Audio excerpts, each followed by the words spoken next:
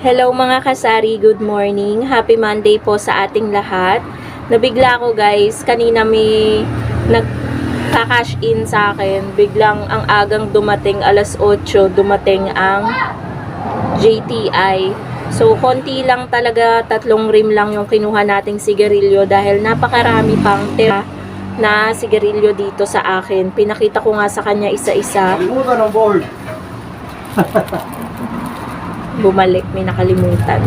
Ayan, so ito lang guys yung aking kinuha dahil may tira pa ako na dito sa drawer 3 rim ng Camel Menthol, tapos Camel na pula, yun, 3 rim pa, kaya 2 lang yung kinuha ko.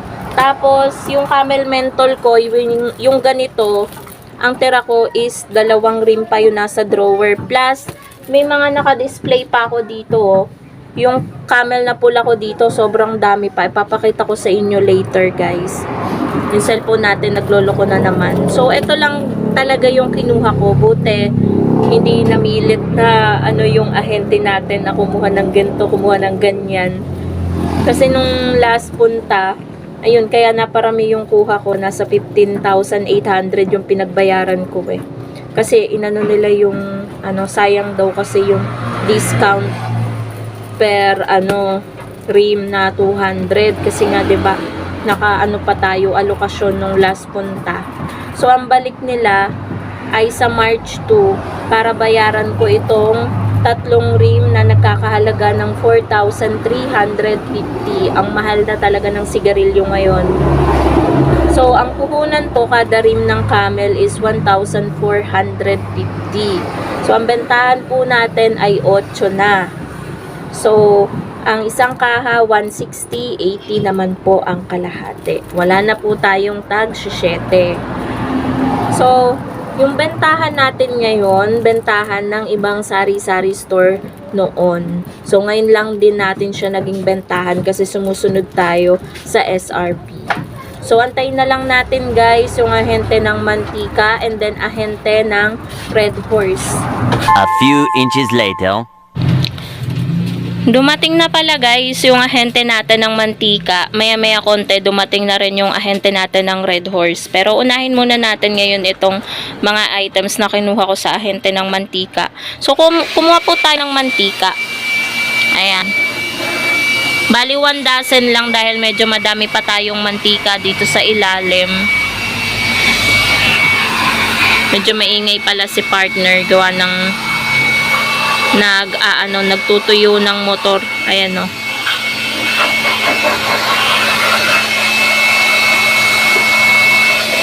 So yung mantika ang kuha natin, tumaas po yung mantika, 335 na po from 330.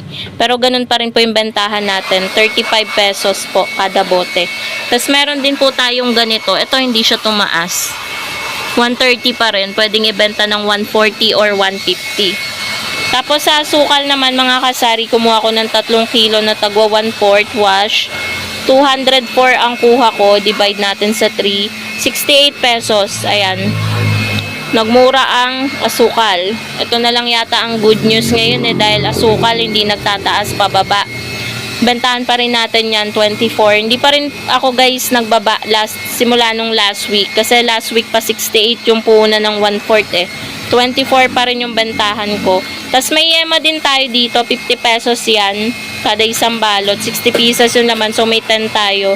Same dito guys sa crinkles, 50 pesos din, 60 pieces yung laman niya. Ayan siya oh.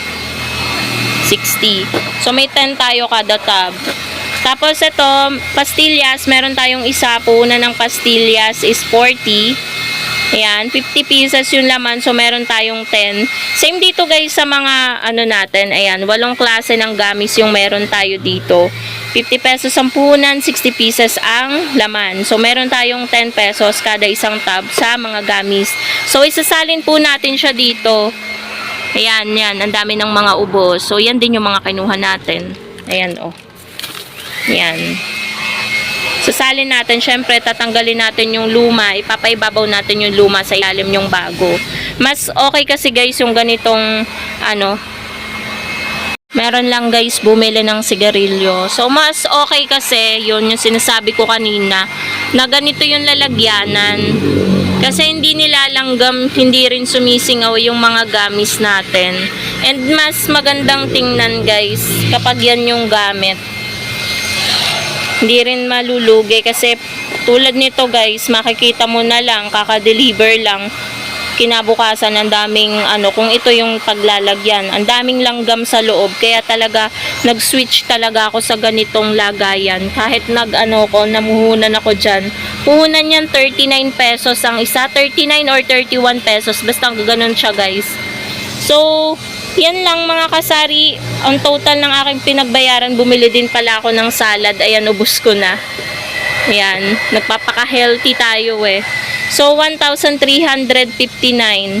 Tapos, ayun guys, later na lang, medyo maingay pa dito. Ayan yung dineliver na mga Red Horse. So, maya na lang yun guys. Ayan, so puntahan na natin guys itong mga Red Horse tsaka Grande. So kumuha tayo guys ng 7 case. Kanina nakasalansan na yan dyan. Sabi ko kay partner ibalik kasi hindi ko pa nabablog. So kumuha tayo ng 3 Red Horse na malaki. 1, 2, 3. Tapos 3 din na maliit, 500 ml, 1, 2, and 3. Tapos isang Grande. Yung puhunan nito guys, itong malaking Red Horse is 650 per case. Binebenta natin siya ng 130. Kapag walang bote is 135. 5 piso lang guys yung deposit ko sa mga bote. Marami ako nakita sa mga post na ang deposit nila 10 pesos, 20 pesos. Tapos bentahan nila 140, 150, mga ganon. So, bawat lugar po kasi, iba-iba po tayo ng bentahan. Depende na lang po kung magkano natin nakuha at kung magkano yung pinapatong natin. Kaya, ayun, kailangan nating irespeto yung pagpapresyo ng ibang tindera. Tapos, ito guys, sa maliit, ang puhunan nito ay 670 per case. Meron siyang 12 na bote. So, ang bentahan ko nito guys ay 70 pesos. Dating 65. Nagtaas ako, syempre tumaas eh. So, 70 kapag walang bote, 75. So, dito malaki ang aking tubo. Tumutubo ako dito ng 14 sa isa. Yan, 14.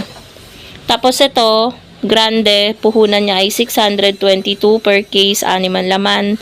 So, same sa bentahan ko dito, 130. Hindi ko na iniiba guys kasi konti lang naman yung difference ng presyo nila. So, syempre naman pinapalamig naman natin yan sa rep. So, okay lang na malaki yung patong natin sa mga alak.